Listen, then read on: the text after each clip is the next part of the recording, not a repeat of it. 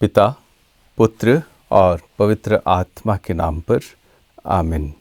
हमारे प्रभु यीशु ख्रिस्त की कृपा, पिता ईश्वर का प्रेम तथा पवित्र आत्मा का साहचर्य आप सबों को प्राप्त हो। प्यारे भाई और बहनों, प्रभु यीशु के पवित्र नाम में 29वें सामान्य रविवार वर्ष बी के दिव्य वचनों पर मनन ध्यान करने के लिए मैं आप सभी का हार्दिक स्वागत करता हूं और मैं प्रार्थना भी करता हूं कि इस रविवार के दिव्य वचन हम प्रत्येक जन के दिलों में निवास करे, जीवित हो जाए। हमें खुशी होती है कि आप प्रत्येक सप्ताह प्रभु वचन बड़े ध्यान से सुनते हैं, बार बार सुनते हैं। और वास्तव में प्रभु वचन को न केवल रविवार को एक बार सुनना चाहिए, बल्कि पूरा सप्ताह हमको दोहरा कर उसे सुनना और मनन ध्यान करना चाहिए। आप लोग अन्य कई लोगों के साथ भी इस वीडियो का शेयर यानी लिंक शेयर करते हैं। आपको बहुत बहुत धन्यवाद। प्यारे भाई और बहनों, 29वें रविवार के चारों पाठ यानी पहला पाठ भजन अनुवाक्या, दूसरा पाठ और सुसमाचार एक दूसरे से एकदम जुड़े हुए हैं। इन पाठों का मूल विषय है मुक्तिदायी पीड़ा, आत्म बलिदान और परमेश्वर की इच्छा को पूरा करने वाला ईश सेवक यीशु मसीह ही हम ख्रिस्त भक्तों के लिए एकमात्र नमूना है। मैं इसे दोहराना चाहूँगा।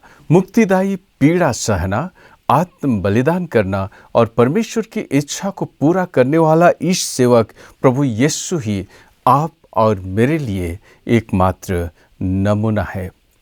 पहला पाठ नबी इसायास का ग्रंथ अध्याय 53 का 10 और 11 वचन लिया गया है।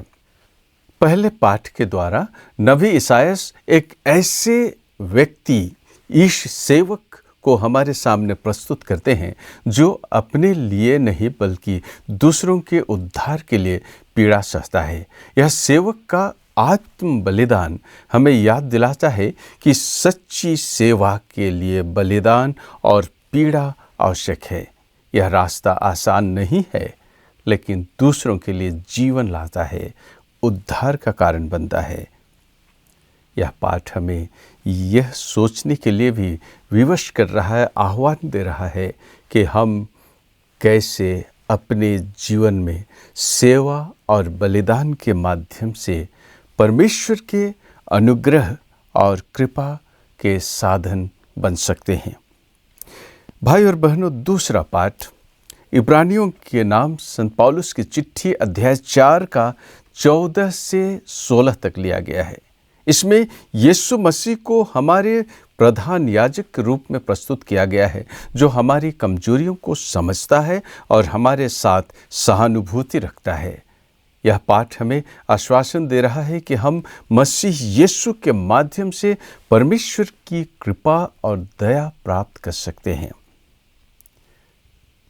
आज का भजन अनुवाक्या यानी स्तोत्र 33 से लिया गया है।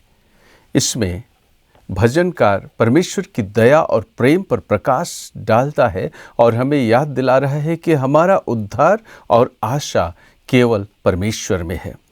भजनकार कहता है कि यदि हम परमेश्वर पर भरोसा करते हैं और उसकी दया की प्रतीक्षा करते हैं, तो वह हमें मार्ग दिखाएगा, हमें जीवन की कठिनाइयों में कभी भी हारने नहीं देगा। हमने इस स्तोत्र को गीत के रूप में पेश किया है। आप इसे रविवारीय पूजन समारोह के अंतर भजन के रूप में गा भी सकते हैं। आइए हम इसका एक छोटा सा भाग सुने।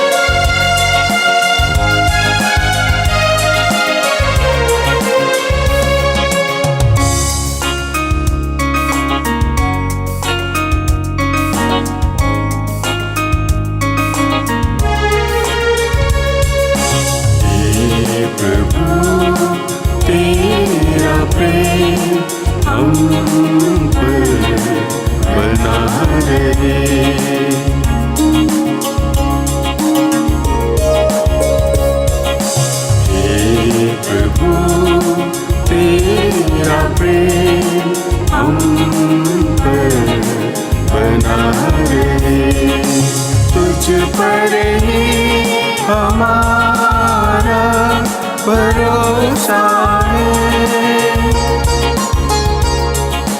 तुझ पर ही हमारा भरोसा है, तुझ पर ही हमारा भरोसा है, तुझ पर ही हमारा भरोसा है। हे प्रभु तेरा प्रेम हम पर बना रहे।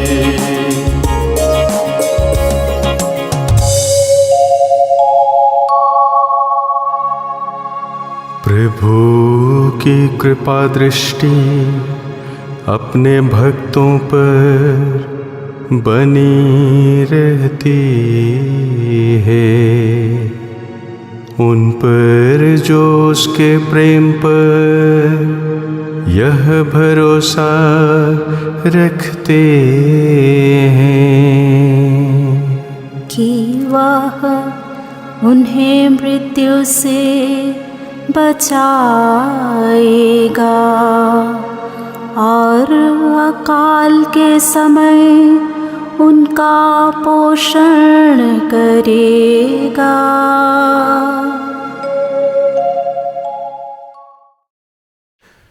सुसमाचार पाठ संत मार्कुस लिखित सुसमाचार अध्याय 10 का 35 से 45 तक लिया गया है। यह सुसमाचार उस समय का है जब यीशु और उनके शिष्य यरूशलेम की ओर जा रहे थे। शिष्य सोच रहे थे कि शायद जल्द ही यीशु एक राजा के रूप में स्थापित होंगे और इसी कारण याकूब और योहन उच्च पद दिलाने की मांग करते हैं। दो चेले याकूब और योहन निवेदन करते हैं कि जब यीशु अपनी महिमा में आएंगे तब उन्हें उनके दाएं और बाएं बैठने का अधिकार मिले, यानी दूसरा और तीसरा महत्वपूर्ण पोजीशन। भाई और बहनों, प्रेरित याकूब और योहन की यह सोच और महत्वाकांक्षा हम जैसे मानव स्वभाव को दर्शाता है, जहां लोग पद और प्रतिष्ठा पाने के लिए इच्छा करते हैं, लेकिन यीशु उन्हें सही मार्ग पर ले जाते हैं। यह सिखाते हैं कि ईश्वर के राज्य में उच्च पद पाना, महिमा और प्रतिष्ठा पाने का अर्थ है दूसरों की निस्वार्थ सेवा और आत्म बलिदान। यीशु उन महत्वाकांक्षी भाइयों को और साथ में अन्य शिष्यों को एकत्रित कर उन्हें यह सिखाते हैं कि दुनिया के नेता दूसरों पर अधिकार जताते हैं, लेकिन उनके बीच यानी प्रभु यीशु के शिष्यों के बीच ऐसा नहीं होगा। जो कोई सबसे बड़ा बनना चाहता है उसे सबसे छोटा बनकर दूसरों की सेवा करनी होगी। इतना कहने के बाद यीशु खुद अपने मिशन के बारे में चेलों को बतलाते हैं और कहते हैं, मानव पुत्र सेवा कराने नहीं बल्कि सेवा करने और बहुतों के उद्धार के लिए अपना जीवन अर्पित करने आया है। भाई और बहनों, हमारे लिए जीवन संदेश क्या हो सकता है? मैं समझता हूँ हमारे लिए जीवन संदेश पहली बात कि हम भी यीशु के समान निस्वार्थ सेवा, आत्म बलिदान का रास्ता और पिता परमेश्वर की इच्छा के प्रति समर्पित होना सीखें।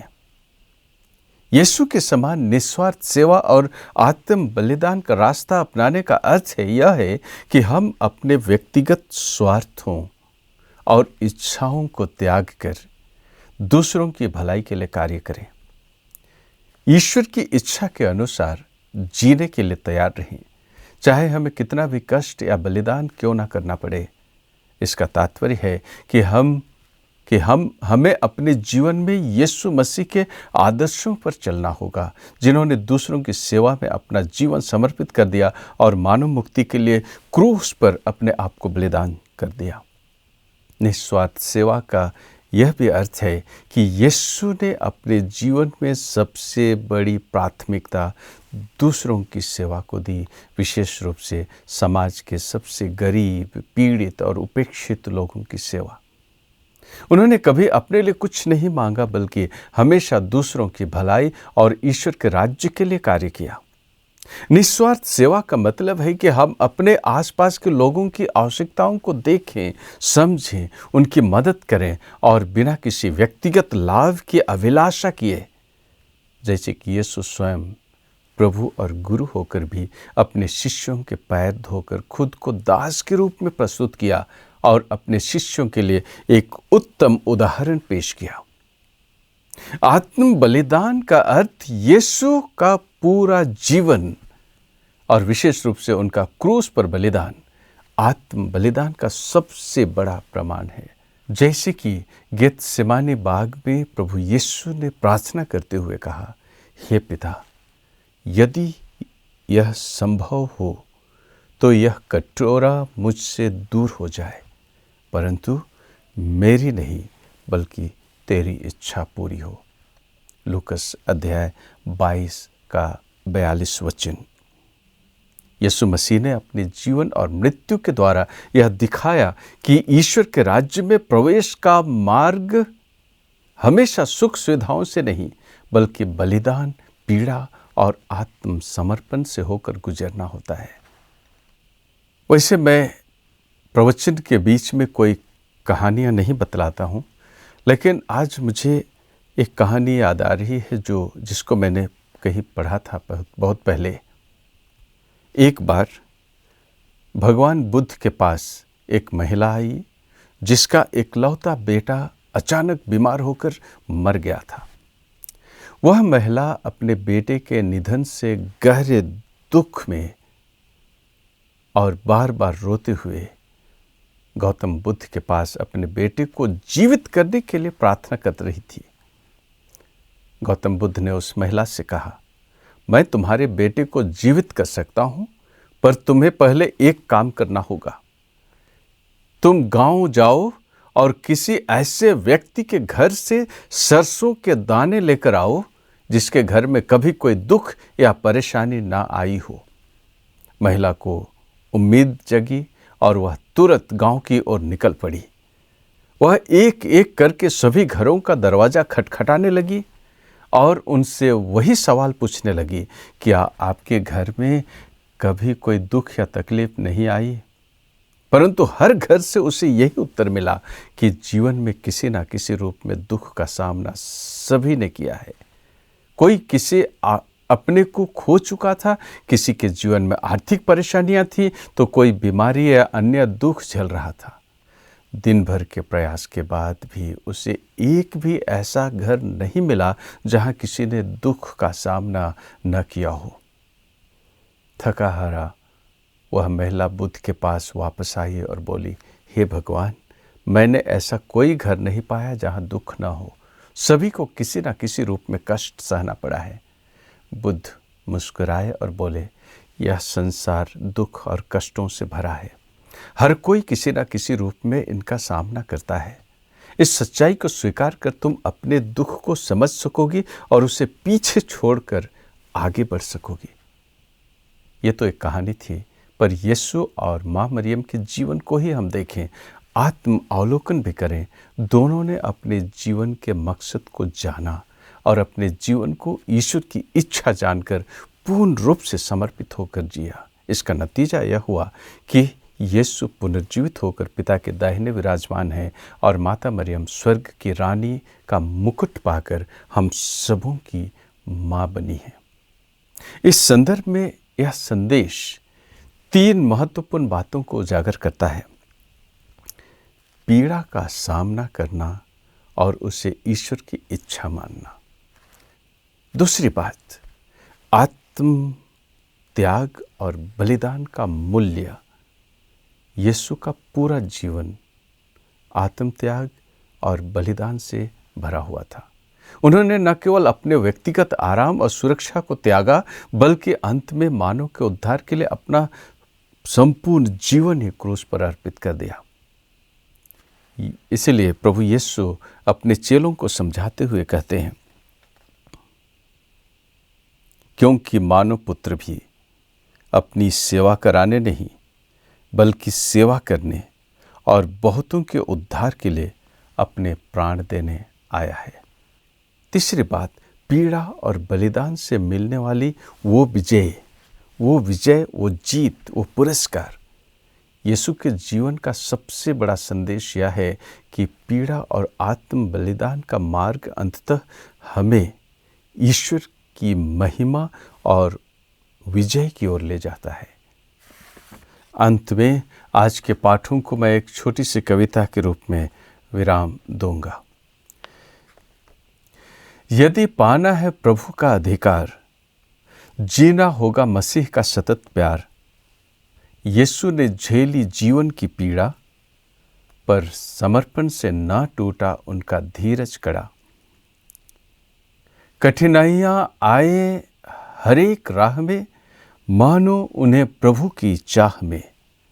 धैर्य हो, साहस हो, विश्वास में बल, यही है सच्चा मसीह का कल।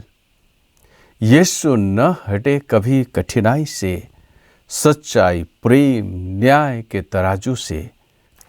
कठिन घड़ियों में विश्वास रखो, प्रभु की ओर ही मन सदा रखो। संघर्ष चाहे हो कितना घना, प्रभु पथ पर जीत मिले, कर ले दुआ प्रार्थना। प्रभु वचन के प्रकाश और पावन आत्मा की शक्ति से पाप का अंधकार और अविश्वास की रात समाप्त हो जाए और यीशु का परम पावन हृदय सभी लोगों के दिलों में निवास करे। आमीन।